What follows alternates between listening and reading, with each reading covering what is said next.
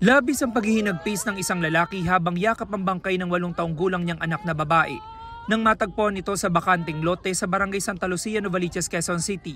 Sa isa pang CCTV, makikita na ang biktima na nakasunod sa lalaki papunta sa compound kung saan matatagpuan ang bakanting lote. Kalauna natukoy kung sino ang lalaki sa mga video, isang 13 anyos sa kapitbahay ng biktima. Nakita niya itong suspect, inaya siya na sundan siya na parang may papakita pang mga bote. Nakapasok daw ang dalawa sa bakanting lote matapos umanong akyatin ng bakod nito. Inaya niya sa bandang dulo, tapos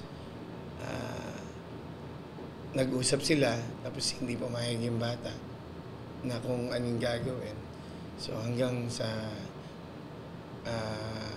nasakal niya ito.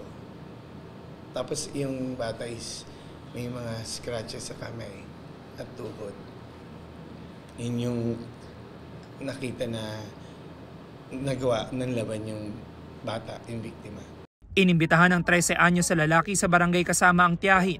Ang pagkakasabi niya po sa amin nung gabi na yon ay sinakal niya lang.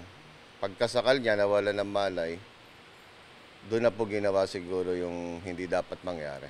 Nasaksodiyan na ng pulisya ang 13 anyos sa lalaki na iti-turn over sa Molabe Youth Homes.